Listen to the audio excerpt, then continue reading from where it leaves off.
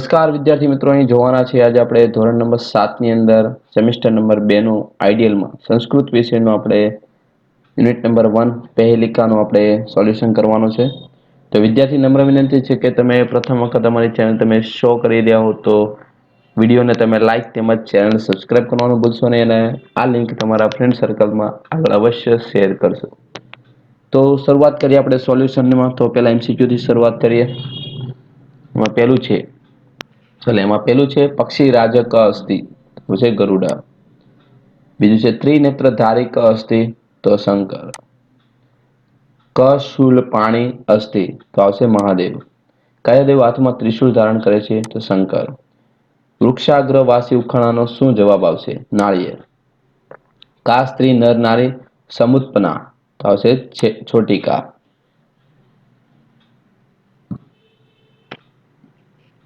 ક આમુખી શબ્દ કરોતી છોટી કા। કા જાત્ર જાત માત્રા વિનિશ્યતિ તો આવશે છોટી કા।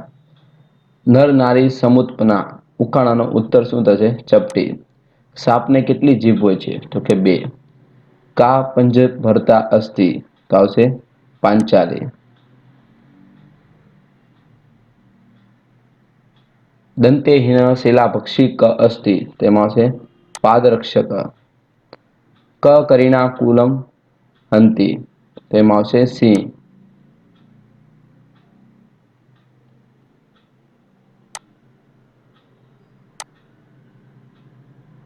ચલો નેક્સ્ટ છે 14મો છે કરી શબ્દનો અર્થ શું થાય છે? હાથી। ખાલી જે આપણે પૂર્ણ કરવાનું છે ત્રિનેત્રધારી અસ્તિ ન ચ શૂલપાણ્ય। તગ્વન વસ્ત્રધારી ન ચ સિદ્ધયોગી। જલમ ચ વિભ્રન્ન ન ઘટ ન મેઘ। ચોથું છે અમુખી કુરુતે શબ્દ। પાંચમું છે સા સ્ત્રી અમુખી અપી શબ્દ કુરુતે। છઠ્ઠું છે કૃષ્ણમુખી ન માર્જારી। સાતમામાં છે દ્વિજીહ્વા ન ચ સર્પિણા। આઠમામાં છે સ નિર્જીવે અપી બહુ ભાયક શબ્દ। એના પછી 9મું છે ગુણસ્યુતિ સમૃદ્ધ અપી સ પરવાદને ગચ્છતિ।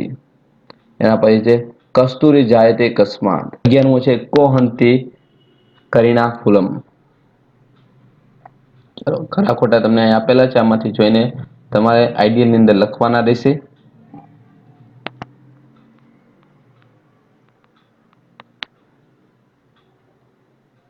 ચલો ચોથો છે જોડકા જોડવાના છે, તો તેના પણ અહીં ઉત્તર આપેલા છે।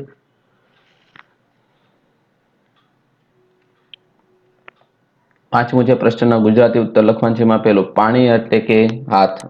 બીજું છે પાણી કોણ ધારણ કરે છે? નાળિયેર। બિપ્રન એટલે કે ધારણ કરનાર। મુખ વિનાનું કોણ છે? કે ચપટી। અમુખી કુરુતે ઉખાણાનો ઉત્તર શું આવશે? અમુખી કુરુતે ઉખાણાનો ઉત્તર તમારે મને જણાવવાનો રહેશે। છઠ્ઠું છે બિલાડી કેવી હોય છે? કાળા મુખવાળી। બે જીભ વાળો કોણ છે? તો કે કલમ। દોરીથી શું બંધાયેલું છે? દોરીથી બૂટ। કસ્તુરી શેમાંથી મળે છે? મૃગની નાભીમાંથી। કાયર યુદ્ધમાં શું કરે છે? કાયર યુદ્ધમાં પલાય કરે છે, પલાયન। સંસ્કૃતમાં ઉત્તર લખવાનું છે। એના પછી છે વૃક્ષાગ્ર વાસી ક અસ્તિ તો એમાં કયો જવાબ આવશે? નારિકેલ વૃક્ષાગ્રવાસી અસ્તિ। કા સ્ત્રી દેહ વિવર્જિતા અસ્તિ તો આવશે છોટી કા। કા કૃષ્ણમુખી અસ્તિ તેમાં આવશે લેખની। એના પછી ચોથું છે ક પર પાદેન ગચ્છતિ તો આવશે પાદરક્ષક। પાંચમું છે કસ્તુરી કસ્માત જાયતે તો આવશે મૃગાત। કસ્તુરી મૃગાત જાયતે। ચલો ઉદાહરણ લખવાના છે અન્ય। શૂલ પાણીય એટલે કે ચક્ર પાણીય, શસ્ત્ર પાણીય। ત્રિનેત્રધારી એટલે કે એના જેવા તો આપણે ત્વગ વસ્ત્રધારી અને ગદાધારી। શિલા પક્ષી તો એના જેવા આવશે વાત પક્ષી, અન્ન પક્ષી। દંતહીન તો એના જેવા છે નેત્રહીન, વાણીહીન। ચલો ઉદાહરણ છે હવે નીચેના પંક્તિઓનું ઉદાહરણ દ્રશ્ય મુજબ અસ્થિ અને નાસ્તિનો ઉપયોગ કરીને લેખન કરવાનું છે. તો બીજામાં જવાબ જ બોલીએ આપણે. ત્રિનેત્રધારી અસ્થિ કિંતુ શૂલ પાણી નાસ્તિ. તગ વસ્ત્રધારી અસ્તિ કિંતુ સિદ્ધ યોગી નાસ્તિ. કૃષ્ણમુખી અસ્તિ કિંતુ માર્જારી નાસ્તિ. દીર્ઘજીવા અસ્તિ કિંતુ સર્પિણી નાસ્તિ. પંચભત્રીય અસ્તુ કિંતુ પાંચાલી નાસ્તિ. તમારા વિસ્તારમાં બોલાતી કોઈ પણ બે પહેલિકા તમારે લખવાની છે. તો અહીંયા તમને આપેલા છે, આમાંથી જોઈને તમે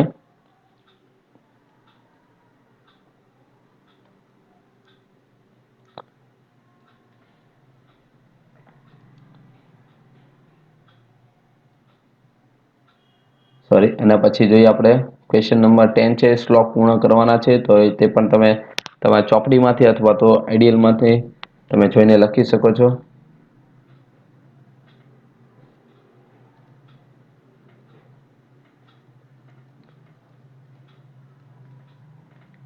તો આ તો યુનિટ નંબર 1 નું સોલ્યુશન. હવે નેક્સ્ટ વિડીયો લેક્ચરમાં આપણે બીજા યુનિટનું સોલ્યુશન જોવાના છે. તેના માટે તમે ચેનલને સબસ્ક્રાઇબ કરો, જેથી વિડીયો લેક્ચર તમને સમયસર મળતા રહે.